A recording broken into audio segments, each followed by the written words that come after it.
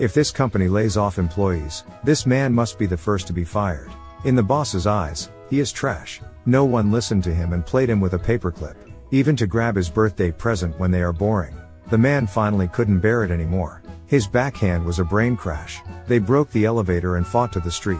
One stepped on the broken road as a skateboard. The other picked up an umbrella as a sled. They were almost hit by a car, but they still didn't lose their grip.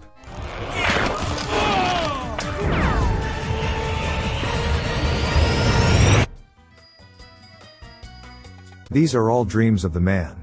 This poor man has been submissive all his life, only daring to explode in fantasy. He likes a colleague but doesn't dare to talk to her. He only dares to do it in fantasy. But his dreams were so pure. When he heard the woman's refrigerator was not working, he imagined he was a repairman. He goes to repair in the wind and snow, and leaves without saying anything after repairing. There is no fantasy of confession and ambiguity, only pure romance. This honest man is Walter.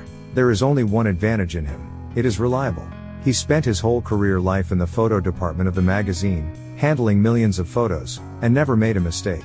Most photographers in the world know him. The day was his birthday. In addition to the negatives, the photographer also sent a small gift, a wallet. The front, "Thank you for the great work." This is the photographer's gratitude to Walter, who have worked together for years. There was also a letter in the wallet saying that the number 25th was his best ever. He thought it had the quintessence of life. Walter opened the photo. The rows of photos are unremarkable.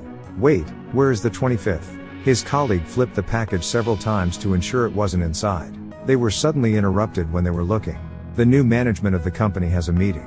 HR said the company would transform into a new media, which will be straightforward. The magazine will only run the last issue. I hope you will be on duty for the last one. Even fools can know the meaning. The new company can't use so many people, so it's time for layoffs. The boss took out the photographer's letter. Where is the photo? Walter was taken aback and said it was being processed. After the meeting, he went to his colleague Cheryl. She signed the package, so there may be something missing. It's funny that they have known each other for so long, but this is the first time Walter has chatted with her. Cheryl promised to check his mailing address and asked if he wanted to off work together, but Walter was cowardly again. After he returned to his office, he zoomed in on a photo. A line of words appeared in the water. He immediately realized that it was a reflection of a ship. The text on it was the ship's name.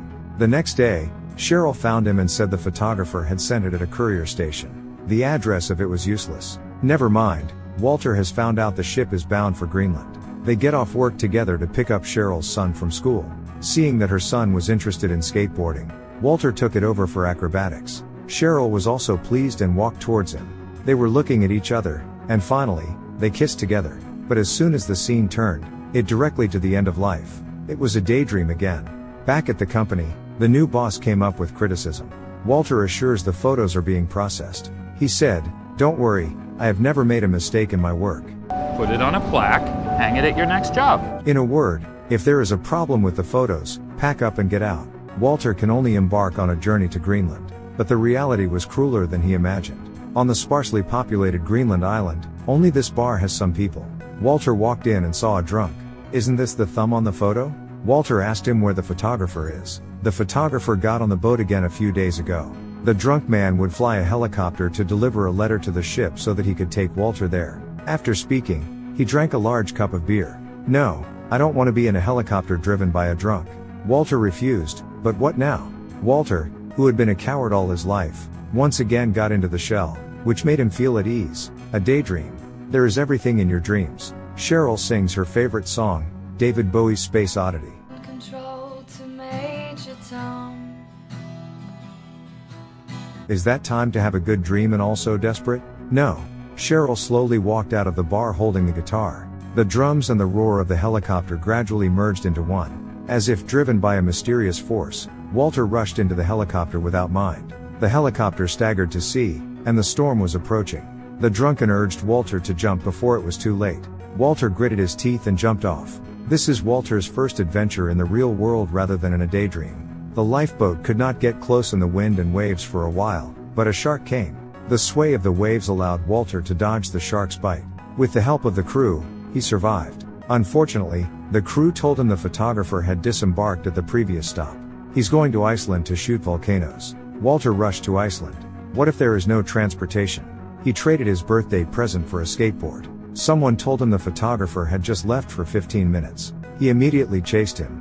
He traversed the mountain roads on a skateboard, the not blazing sun and the cool wind whistling in my ears, cutting snow-white waterfalls. The scene flashed. Walter arrived in the next city. But there was no person in the city. Only the alarm sounded. A passerby yelled and insisted on letting him get in the car. Walter didn't understand Icelandic and was wondering. With the plane's engine roaring behind him, the photographer stood on the plane and plunged into the thick smoke from the volcano. The passers-by took Walter to flee. After escaping, the car was fully covered with mud. But after so much, he finally lost the photographer. Unfortunately, he can only accept. Walter called Cheryl to say he was lost the photographer. Cheryl told him worse news. The periodical office has started laying off, and bosses already know about the negatives. Sure enough, Walter was on the list of layoffs, as was Cheryl. Walter held the skateboard to see Cheryl, and wanted to gift the skateboard to her son, but the person who opened the door was a man. Honey, there's a guy here. Walter's heart froze completely. Job lost, love lost. He silently left the skateboard outside, and threw the purse from the photographer into the trash. To make matters worse, Mom was moving to a nursing home.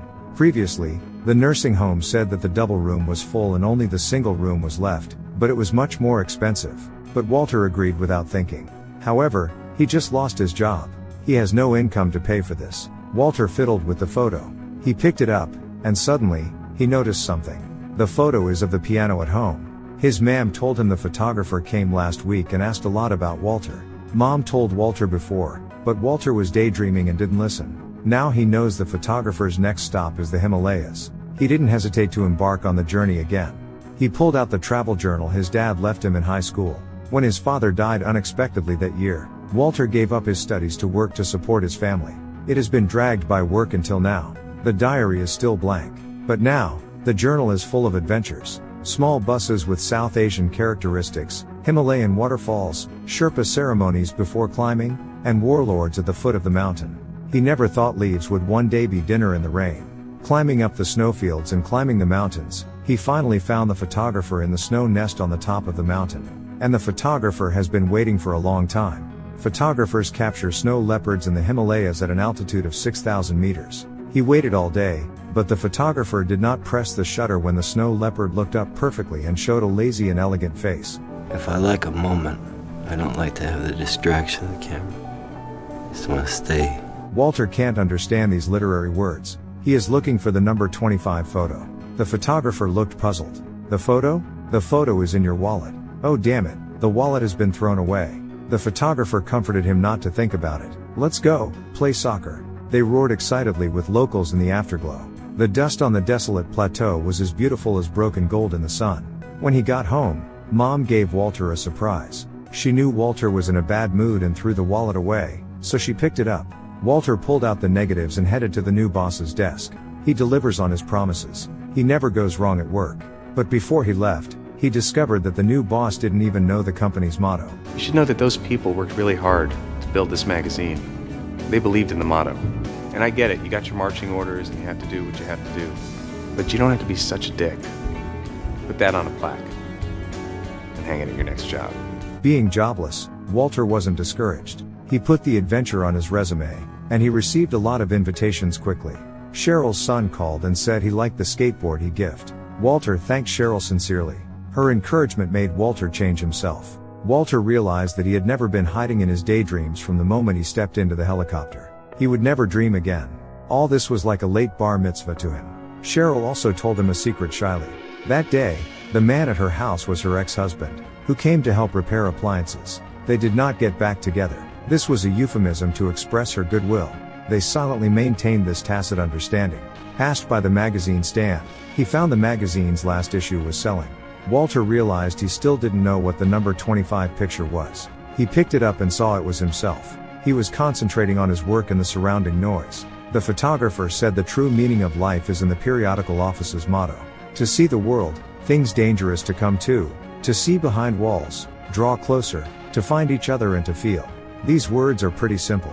People live a lifetime, to experience the adventure, to touch the soft, to explore the mystery, to chew the ordinary. After going through all of this, you will find the most precious things. It is not the nebulous true meaning of life, but the true self. Watch a movie, watch a life, Here is Minutes Movies. Describe me. See you next time.